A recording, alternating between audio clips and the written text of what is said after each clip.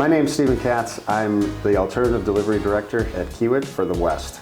This week's episode we have with Brad Owen, who's the Executive Officer at Program Management for Los Angeles Metro, which is one of the largest transit agencies in the country. Let's get started. Welcome, Brad. Glad you can make it. Thanks for having me. You and I go back a little bit, but I guess just it would be good to give everybody a little intro. You know, where you came from, how'd you get to LA Metro? Sure. So I came from the heavy civil side, contractors. When I went to school, became a civil engineer, and then when I graduated, I knew that I did not want to do design. I wanted to do construction. Is kind of what I'd done my whole life. And so I got a job with a small firm in Florida called EB Construction. Interestingly enough, a lot of their Martin K. Eby mirrored his business practices and a lot of his training modules off of Kiewit's. Nice. So I had an introduction to Kiewit, even though I wasn't working for them.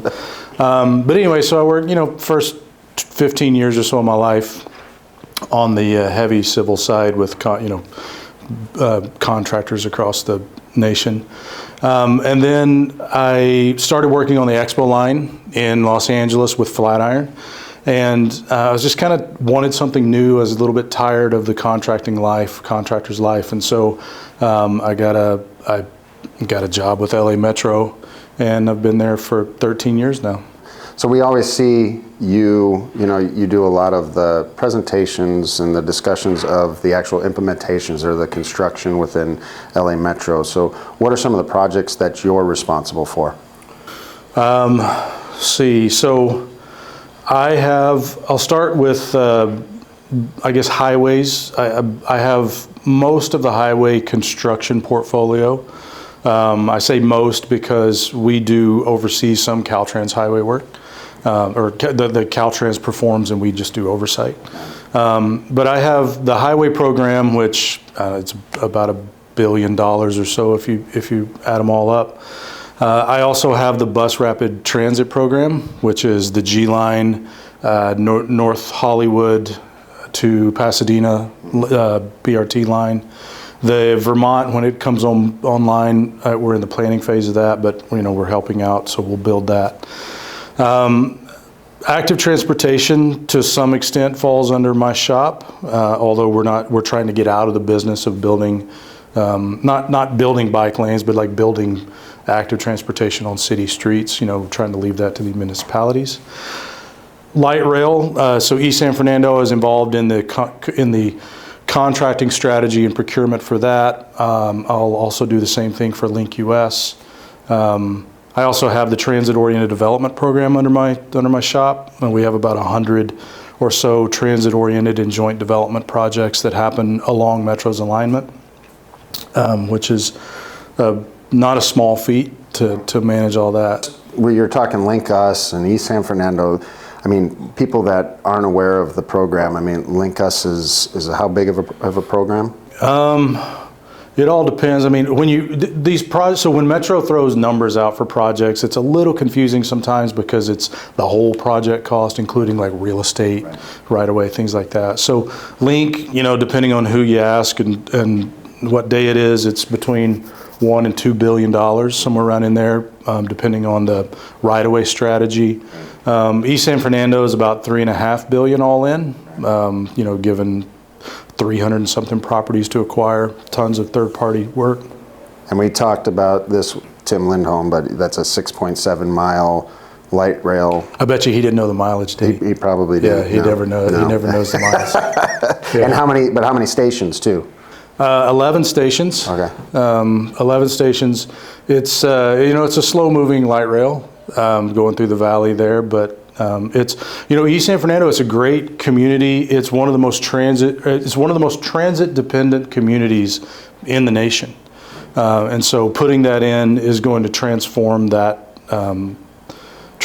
neighborhood. I'm very excited actually about that. La Valley's they've kind of been after theirs for a while, and it's a great project for them. No, excited to hear that. Now, so you have all of these, that's kind of what's just starting, but you've been a part of a lot of these projects that are either finishing or finished. From a construction standpoint, from a challenge standpoint, what are some of the challenges that you're seeing? Because your guys' program is very aggressive, and there's constantly procurements out, there's constant construction and design going on. So any nuggets of info of some of the challenges that you've been facing?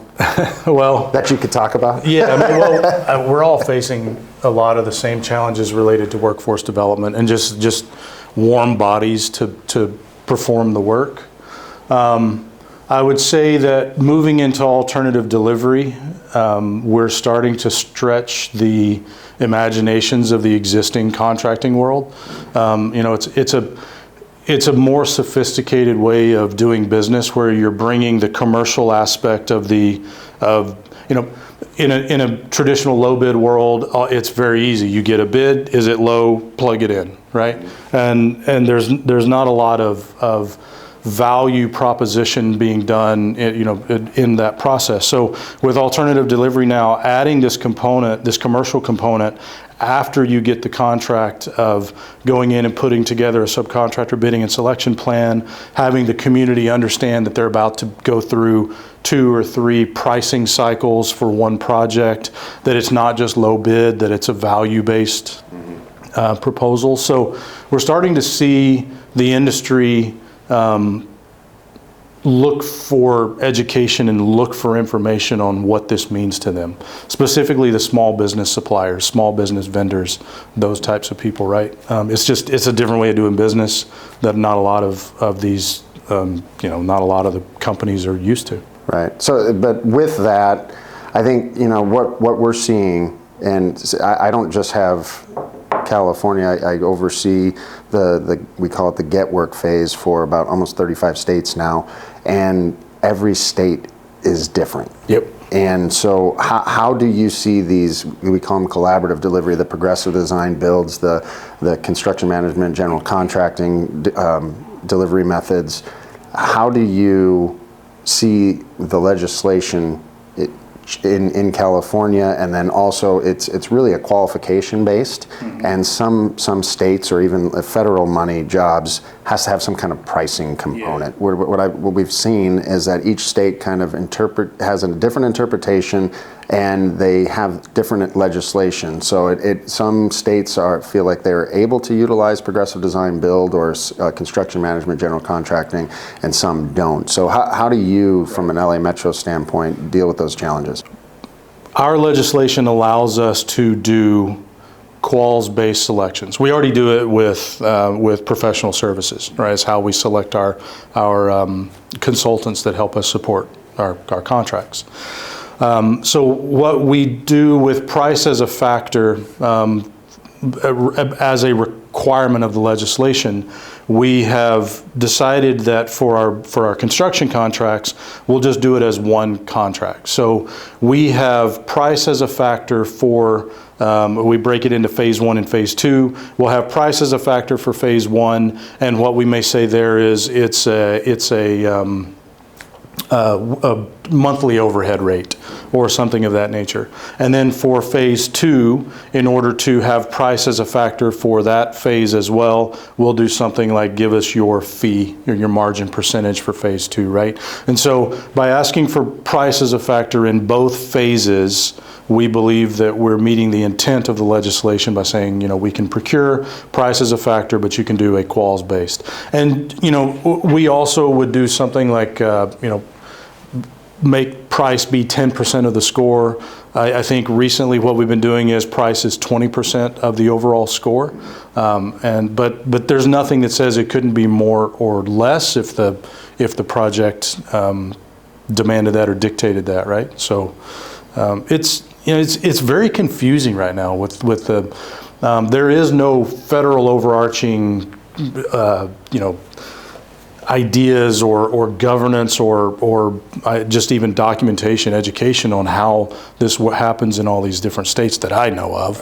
Right. And I was just at DBIA a couple of weeks ago, and interestingly enough, they said that their number one goal for 2023 or whatever year they're heading into, their number one goal was to try to define progressive design build and CMGC as it relates to the national chapter, right? Like the national DBIA, because it's very confusing for people. They don't know. You go to New Jersey and it's different than different ballgame. North Dakota, and you don't have the same. Do you know? Maybe you don't, but do transit agencies as large as like LA Metro have conversations with the federal government on stuff like this to kind of try to create that centralized thought on how a delivery method should be implemented, and how to implement that with pricing and so forth? So I don't know if we have conversations with them beforehand, right? Like, hey, we want to do this, the industry's moving in this way, we think it's better bang for the buck or something. I don't know if we do that, as a means of lobbying, so to speak, right? What I do know is that we're East San Fernando being one of the first federally funded progressive design build projects that Metro's putting out. We are working very closely with the FTA and the PMOC to make sure that everyone understands what we're doing and how we're doing it and the risk profile of the project. Because, the PMOC and for the project management oversight committee or whatever for these projects, they're all very used to design build. They're all very used to the way the business is done, and design builds for the most part are done kind of the same way across the nation, whereas these progressive design builds are bespoke per project, right? I mean, you can anything you can dream up, you can contract. And so what we're finding is that we dream up this amazing contract, we put it out, we procure it, and then we have to go teach everybody what we did. And that is not as easy as I don't know if we thought it would be easy, but it's not easy. Right. So I guess for everybody, I mean, what is your opinion?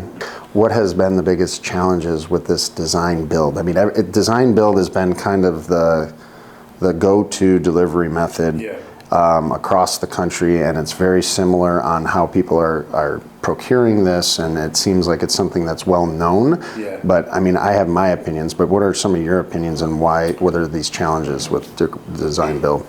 So having an interesting perspective of this, being on the contractor side and the owner side, the thing that design build, when I was on the contractor side, you always knew that the owner was expecting you to figure it out for them, right? Oh, you're the designer, you tell me what works. And then when you told them what works, they wouldn't like it. Or they would tell you that it doesn't meet their specification, and then they would say, let's figure it out again, right? And figuring it out again costs a lot of money, right? That's the piece. So when I came to the owner side, what I was shocked with was how many people did not understand that design build didn't mean that you could just tell them to do anything you wanted and they had to do it. Right? Like, oh, I don't like this, do it again. Or you design something I don't like. It's like, but that's not the way the contract is written, right? You gave me, the designer, the EOR on the contractor's side, the flexibility and the ability to design within your parameters. I did that, and now you're telling me to go do something very specific, right? That's a bid build, right, not a design build, right? And so I was shocked when I came over that from the owner's side, a lot of our technical staff did not understand even how the design build contract worked, and they were using it as a very large broom to just push everything you possibly could transfer it over to the contractor. Right. Risk, design risk, all sorts of risk, right? And they loved it. They absolutely loved it because they could just sit back and tell you it wasn't right and ask you to bring it again, right? And so that was, it worked well for owners for a while. I think designers took the biggest hit through the design, or design build. I would imagine we're gonna keep doing it, but designers take a huge hit there because they're getting squeezed on both sides, from the owner and the contractor, and so you have this incredibly inhospitable place for one of the three important parties to work, the designer, right? And that's not even to say what the contractor goes through with the owner, not being decisive or changing their mind or whatever. Right. Well, I was always kind of very perplexed, I would say, in the big thing about going design build, from what I've heard from boards and politicians and stuff, is that price certainty. Yeah. However, when I look at a project at notice to proceed value versus what it actually cost to construct was vastly different. So there wasn't the price certainty that I think was anticipated on a lot of these projects, right? Well, yeah, I mean, you look, the Spearman Doctrine exists for a reason, right? The Spearman Doctrine, if you don't know, it's a federal requirement that says the owner has to put all the information they have at bid time out at bid time, basically. I mean, it's more complicated than that, but that's basically what it says, right? And so, I mean, that's one of the things is we expect these engineers who have never been contractors, or these procurement officers who have never been on the contracting side, we expect them to be able to put together a biddable package that has all the information that the contractors need to put a price together. And then we expect the contractors to put a price together in 30 days or 45 days or 60 days if it's a big project, right? But it's just like there's no way to really, there's no way to get price certainty for that. I didn't give you half the documents. You had 45 days to price half the documents. And it's just a recipe for change orders, which is what we're seeing. And design's only at 30%. It is, right, design's only at 30%, and we all know that that means 20%, right? So it's just kind of a weird situation that we put all of ourselves into. There are still people within Metro that I mean, I imagine there's going to be people forever that believe a lump sum price on a design build is price certainty. But it's not. It's just price certainty for a second, right? Like, it's price certainty now. And then, you know, if 4 or 5 years from now we have to do a project budget increase, then maybe the politicians will have turned over by then and nobody will remember or something. I don't know. I don't know what they're trying to do. You know, but that's one of the reasons why alternative delivery seems so exciting, is because you're when you say alternative delivery, you mean progressive or CMC? Yeah, so or progressive design build. Well, let me put it this way: a negotiated construction contract, or negotiated design and construction contract after selection of your bidder, of your builder, right? So anything that falls into that category where you're negotiating after you select. And the main reason is because you're bringing everybody to the table, and they're all saying, here's what I know, here's what I don't know, right? And so let's focus on all the things that are important that we don't know, these big cost drivers and risk drivers. Let's focus on these things, figure out the best way to handle them together, and then we'll give you a price for it. Right. It's a risky proposition. It really is, because if you don't pick the right partner, or if you don't have the funding strategy that all of a sudden price balloons, if you don't have the psychological means with which to go into a room and argue with somebody and still be friends with them, right? I mean, there's a lot of soft skills that goes into that honestly the construction industry hasn't honed over the years, right? I mean, hard hats being thrown is a common thing on construction sites, right? But you can't do that in this new world of alternative delivery negotiating. You got it. You're on the team. You live together and die together, right? So it's that open book process, right? And yeah. And in that, let's say, progressive design build, the owner still has some leverage because they're not married to that team for GMP, or the guaranteed maximum price process of actually building the project, right? Yeah, and you know, people will say, well, the owner's never going to take that off ramp. We heard that internally when we started pivoting. We're like, yeah, but we have an off ramp. We have the ability. So what we mean by off ramp is, if you have let's just say you have a project and you have $500 million to build it, and you do a progressive design build, which means you procure it, but the contractor only gives you a price to design it. Right. And then you don't have a price to build it. So the contractor designs it, and then they give you some pricing as they design, and all of a sudden the contractor says, hey, this $500 million project you thought you had is $800 million.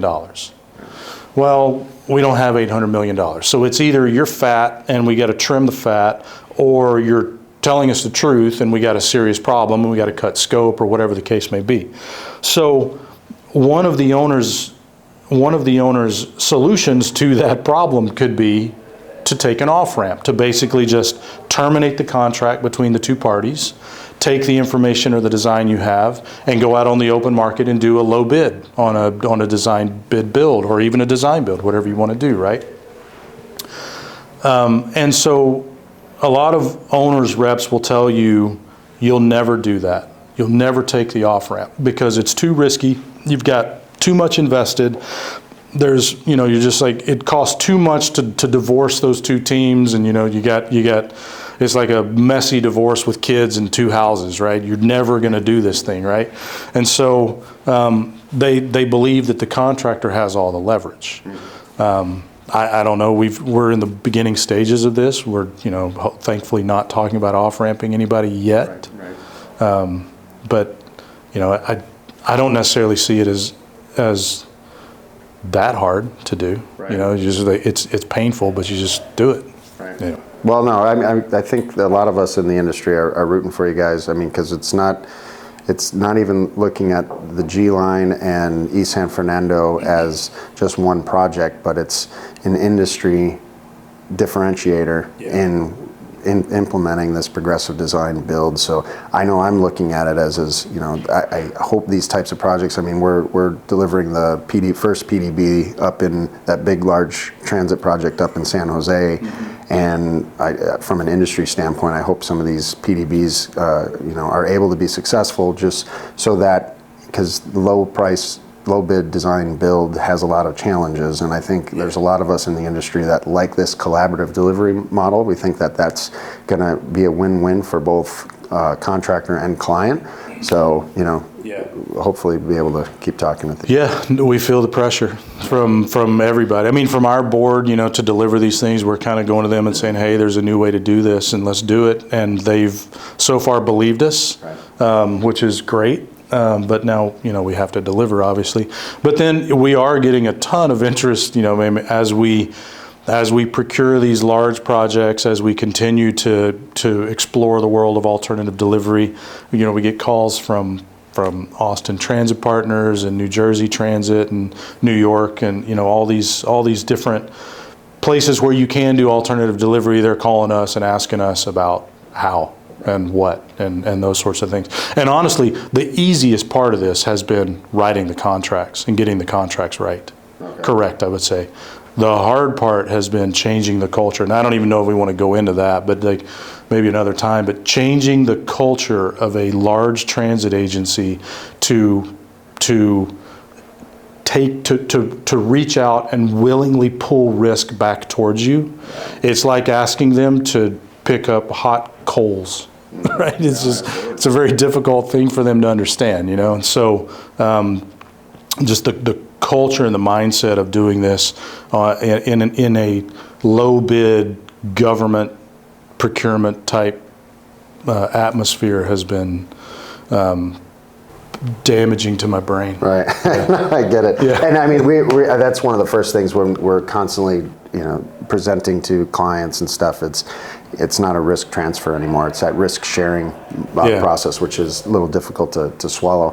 One of the things I did want to ask you from a small business or like a local contractor perspective, sometimes there's some misnomers and some thoughts on progressive design build, and CMGC tends to take work maybe away from them. It becomes more of a large contractor, successful procurement model and stuff like that. So what are your thoughts on that, and how would you talk to somebody that has an opinion that the low price design build is best for them and their company?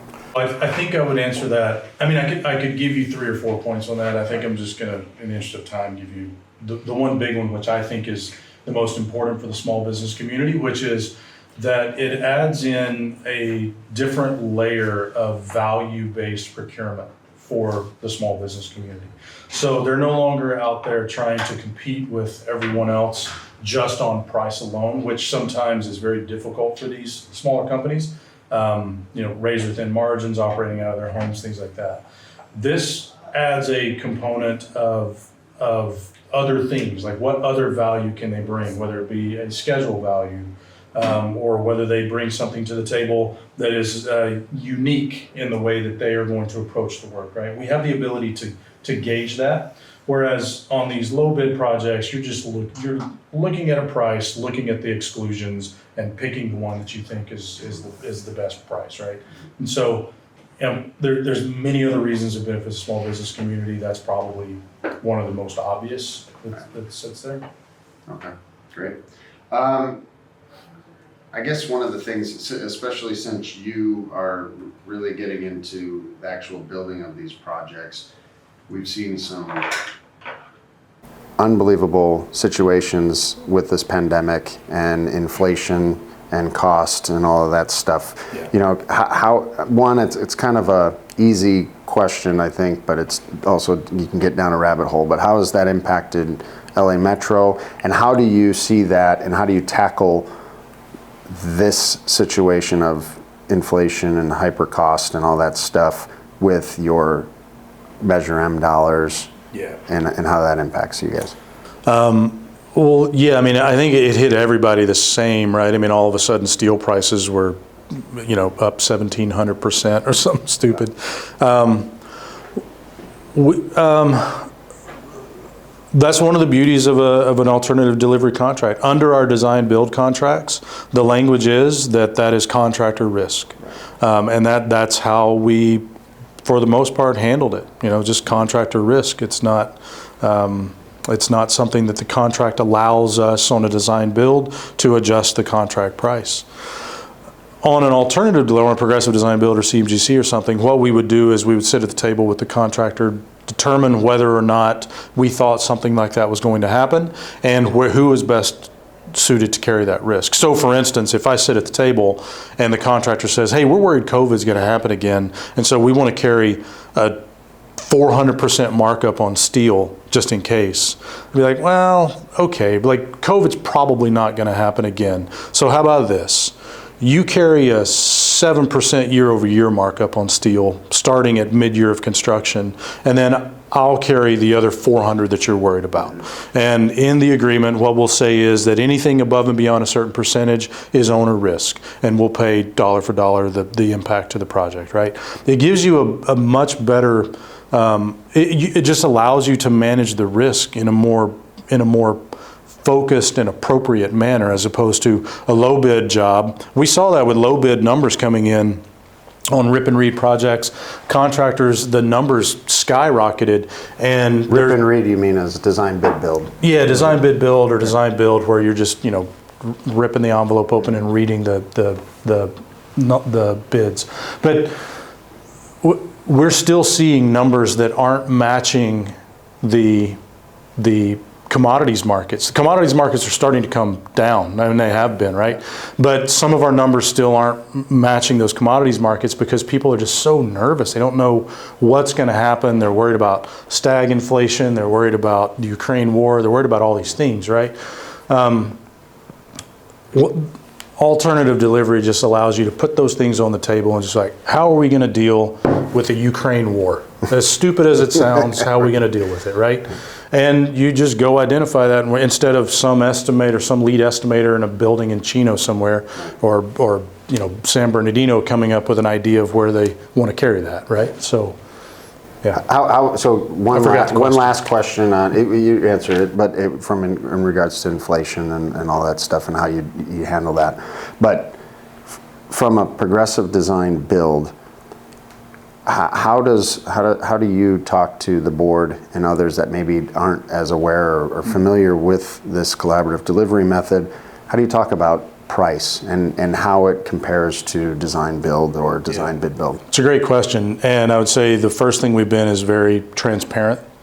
We're in the process of, I would say, educating, but I guess that is the right word, but just teaching them the steps. This is what is going to happen. It's so new to everyone, and so the G line, the East San Fernando contracts, all of the board action that we have going, what we've done is we've taken the time to brief each one of our board members about what it is, why it's different, why it brings benefit to Metro, and I mean, just literally, if you read some of the board reports that we put together in your spare time, I know you'd love to go through and read all of our board reports, but if you look at some of them, they kind of do read like a primer in alternative delivery because we're having to explain that, right? Like, this is what phase 1 is, this is what phase 2 is, right. This is the difference between the two of them, and this is what happens if that happens, right? And so we really are doing a lot of explaining as they come up to speed. 10 years from now, we're probably not going to have board reports that look like that because we don't explain design build to them anymore. Right? That was very different 25 years ago, 30 years ago in the mass transit region. That was or industry, that was very different. But we don't explain that anymore. Right. So it's just a matter of getting everybody up to speed and being patient, I think, is the biggest. That's great. Well, Brad, I really appreciate your time. Thanks again for spending some time with me. It's great to be back here in LA, Arts District too, for everybody. I love Arts District. I will get a fern next time so that we can do the whole Zach you have 2 ferns. The meeting of 2 ferns. And then the fern has to be like right by your face, right? Yeah. Okay. And then we can just, between 2 ferns would be great. I appreciate it. And thanks again for listening, everybody, and looking forward to the next one. Yeah. Thanks.